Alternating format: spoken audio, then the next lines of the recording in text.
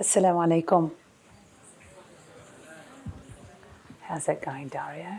Good.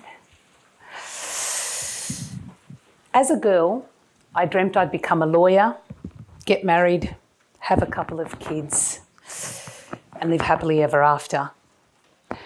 But I ended up divorced. I thought I'd spend my days defending people's rights. Instead, I found myself defending my right to divorce.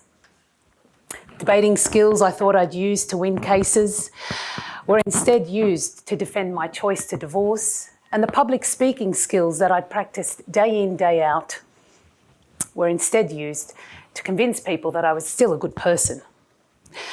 Some of the most powerful initiatives were born out of struggle during moments where social and cultural institutions failed to show up for the people they claimed to serve. My life started in one of those cracks for 17 years. It was a lonely road for me, navigating cultural spaces that offered silence instead of support and judgment instead of help. I realised something painful but clear. It's not okay to accept a standard of operation that only values us when our lives fit a certain mould. It's not fair for people to be left out from spaces that are meant to serve them. And it's not right to sit on the fence when you see it happening to someone else. You may find yourself one day experiencing a challenge, whether yourself or someone else, hopefully not divorce. Let me ask you, how prepared are you to step up if you see an injustice staring you in the face? Would you know what to do?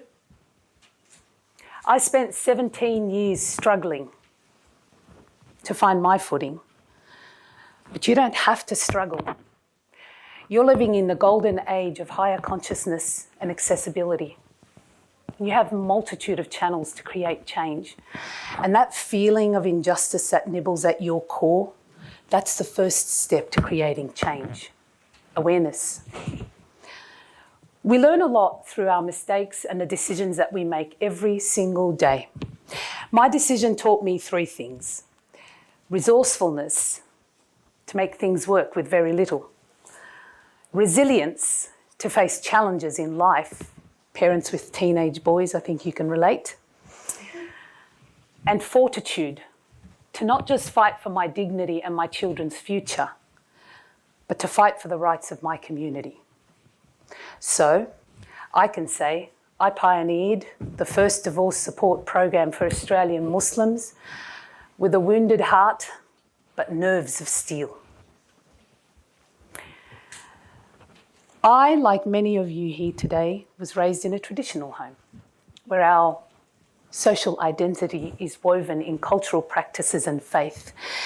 And I know how challenging it can be to convince people to do things differently. You might think it's easier to play it safe and stay silent instead of stirring up a hornet's nest. But let me tell you something. Unless you're willing to step outside the comfortable confines of your socially constructed identities, you will change nothing. When I noticed my emotional support system was only adding to my woes, I went searching for something that would offer me some comfort.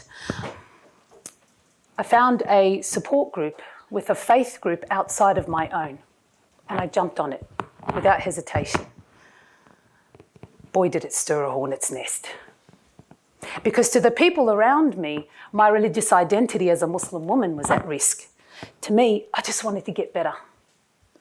For 12 weeks, I sat in a pastor's home and I listened to others lay bare emotions that I had bottled up for months. At that stage, I didn't think it would go anywhere. But it ignited a spark of curiosity. And I remember thinking, why doesn't something like this exist in my community? And it was in this circle of hope and healing, that's what it was called, that I found the inspiration to build one. You never know where the inspiration for your next big project is. Whether you're trying to set up more inclusive study circles or you're trying to affect change at a larger level in your community, dare to explore. There's a world of knowledge out there ready for your consumption. Ask questions and be curious, because asking questions brings your ideas to life with words, arguments, and examples, right? So I needed to know, why were local community organisations hesitating? So I started asking questions anywhere and everywhere, from bus stops to online forums, religious circles to random strangers sitting at a cafe. I discovered the elephant in the room. Marriage sits at the centre of many systems that are shaped by traditions, faith, and cultural roles. And divorce doesn't just disrupt a household, it flips a whole social script, right? But I knew there was more to that. And it wasn't just hesitation, it was a gap in equity. Some of you may not know what divorce stigma looks like or what its attributes are. But the one whose friends suddenly stop talking to her because they don't want to be seen talking to a divorcee, she knows because she's been stereotyped.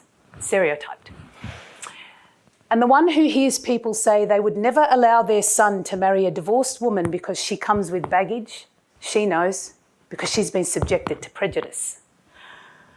Or the one who is turned down for an admin role because he refuses to respond to the interviewer's probing questions about his divorce and not his role, he knows because he's been discriminated against. Experience. Your experiences and people's experiences are a big part of the puzzle, not the whole puzzle. And action is not contingent on experience alone. It's a combination of awareness, curiosity, and a mindset that believes that when one person hurts, we all hurt collectively. And all it takes is for one person to see it and advocate for change against it. And that's exactly what I did.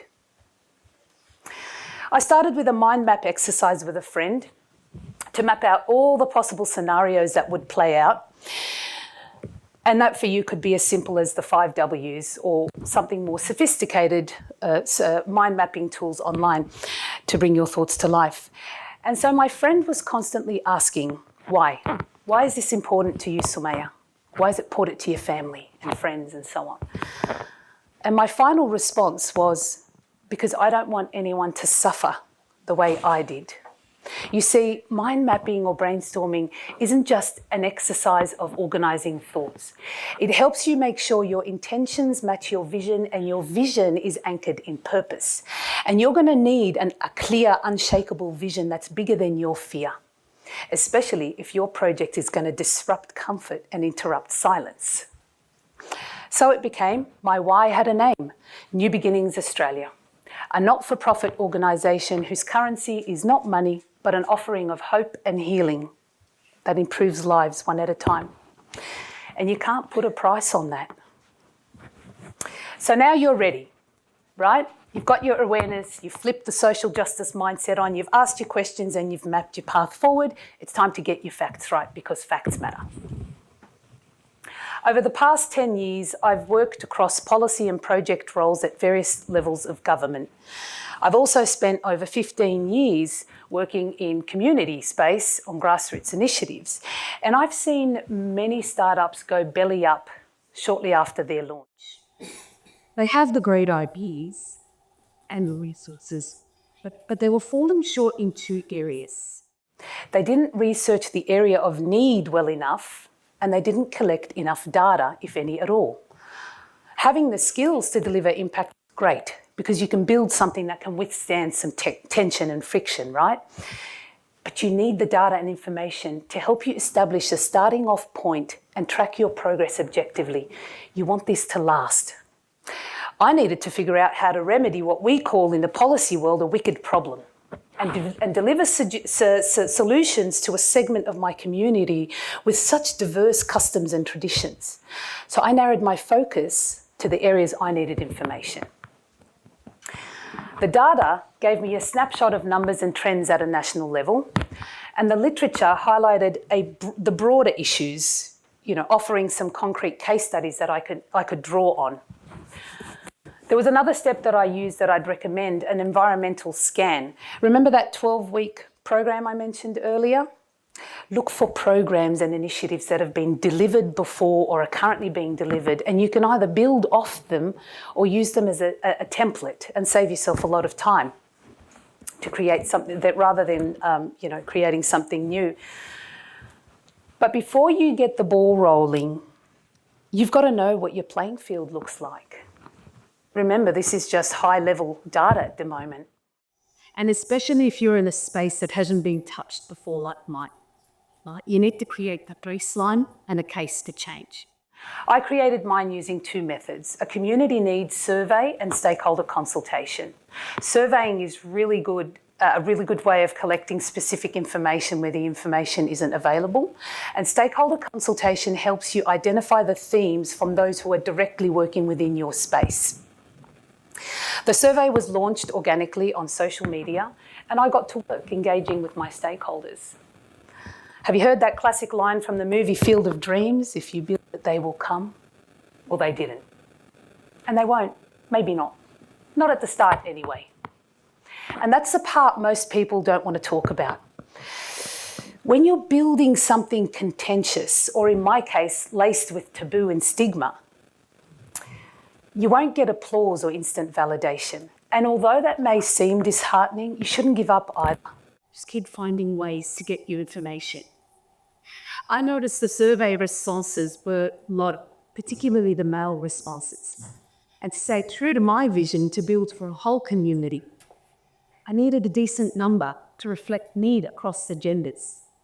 Research and anecdotal evidence was telling me men are 9 times more likely to suicide after divorce than women, and the main factors were loneliness and feeling useless. But the survey wasn't reflecting that. So I had to get creative. I had to go where I knew a lot of men would be in one space. A dating app. I created a profile and I asked the men looking for love to share some love and complete our survey. Bang, 30 solid male voices leaned in. And in my community, that's liquid gold. You've got to be willing to defy the norm if you want to change the landscape. And changing the landscape doesn't have a script either. That's the beauty of innovation. You've got the remote and you're in control. And if your idea is for the betterment of a whole community, then your preparation work needs to reflect that. One of the most significant pieces of your data collecting endeavour is the community voice. It pulls skeletons out of the closet and it puts you right in the centre of the issue, right? So our survey highlighted more than 86% of our community needed the programs, and more than half were freshly separated or divorced.